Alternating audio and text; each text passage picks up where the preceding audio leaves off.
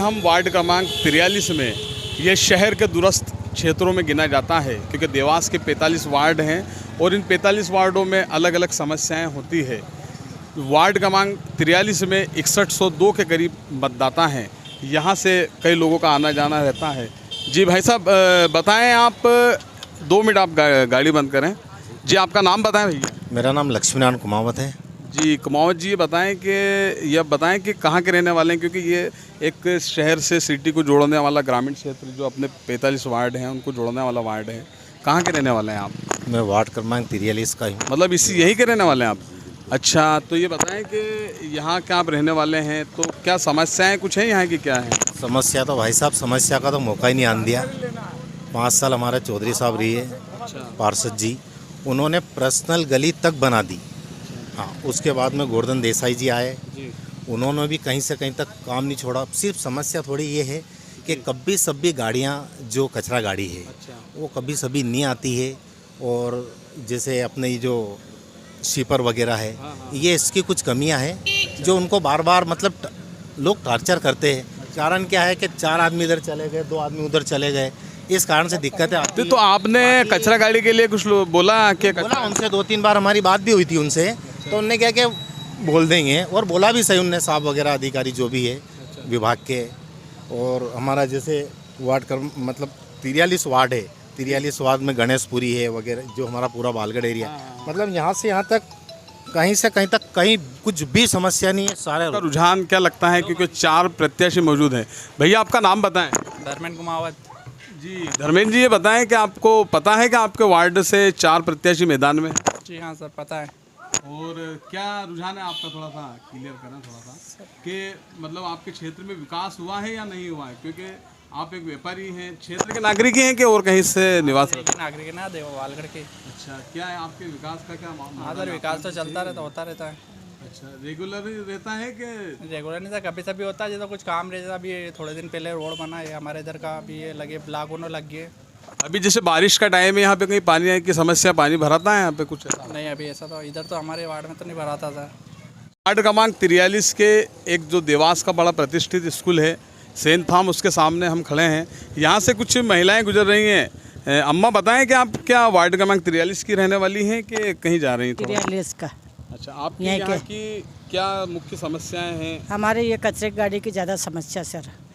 आपको पता है आपके वार्ड से 4 लोग यहाँ पे प्रत्याशी हैं, किनको देखना पसंद करते हैं आप आपके क्षेत्र के? दीपक जाटवा को। अच्छा, दीपक जी को क्यों देखना पसंद करती हैं? हमारे पढ़ाई लिखाई के लिए, इनके लिए मदद करिए हमारे बच्चे को।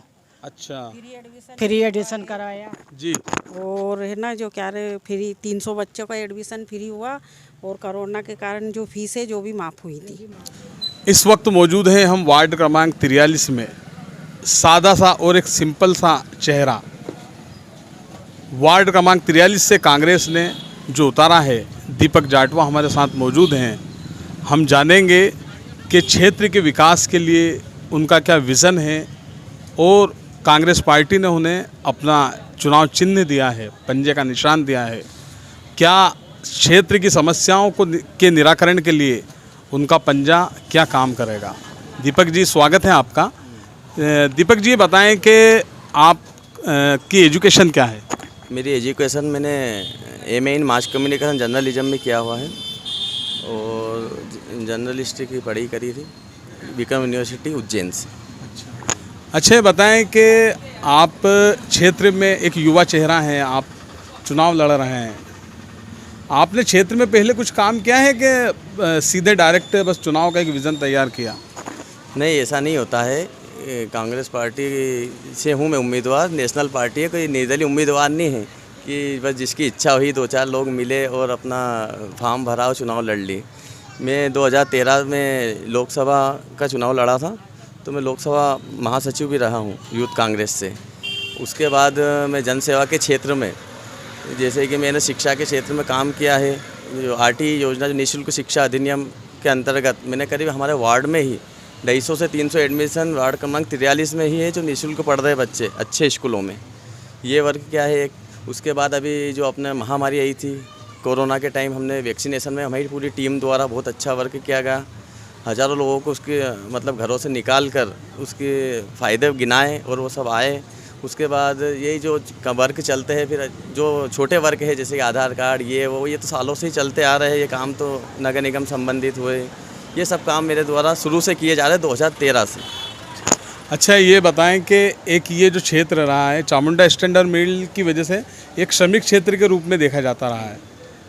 लोगों की अलावा भी जो श्रमिकों की जो समस्याएं रहती हैं, क्योंकि इंडस्ट्रियल एरिया भी यहाँ पे काफ़ी करीब है, उन लोगों के लिए आने जाने के लिए व्यवस्थाओं के लिए, क्योंकि आपके वार्ड से गुजरता है लोगों का आना जाना, क्या कहेंगे आप थोड़ा सा? नहीं, फिर जैसे कि आपको मैं बताना चाहता हूँ, श्रमिक क्षेत्र तो है, पर जो हमारा जिससे हमें श्रमिक क्षेत्र की पहचान बनी थी चामुंडा स्टैंडर्ड मिल, जो कि अब बंद हो चुका है, तो उसकी भी लड़ाई या जो पेमेंट श्रमिकों का रुका हुआ है उसकी लड़ाई भी हमारे द्वारा प्रदीप चौधरी जी द्वारा, जो उनकी पूरी टीम के द्वारा लड़ी गई। बहुत आंदोलन किए गए, आपको भी पता है, कलेक्टरों को ज्ञापन दिए, बाज़ार में भी धरने प्रदर्शन हुए और बहुत कुछ पेमेंट किस्तों में मिल रहा है वैसे वो भी दिलाया गया है। और श्रमिक को फिर ये बंद होने के बाद जो इंडस्ट्री एरिया से श्रमिक जुड़े थे तो उनकी समस्या मैं अच्छे से इसलिए भी समझ सकता हूँ कि मैं भी एक श्रमिक परिवार से हूँ।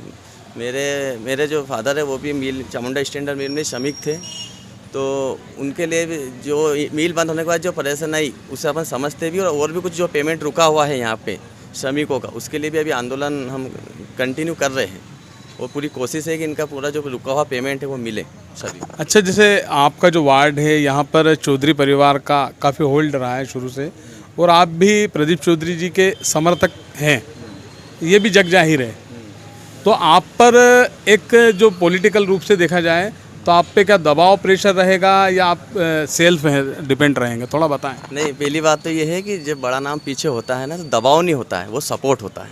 तो मुझे बहुत बड़ा सपोर्ट है मेरे पीछे प्रदीप जी चौधरी का, और जो पूर्व में हमारे पार्षद थे गोवर्धन जी देसाई जी, इन लोगों का मुझे सपोर्ट है, इनका मेरे को मार्गदर्शन मिलता रहेगा, तो ये मेरी ताकत है, कमजोरी नहीं। ये बड़ा ही एक अच्छा जवाब दिया कि ताकत है, कमजोरी नहीं। आगे और नए पड़ाव पर हम मिलेंगे नगर की सरकार में।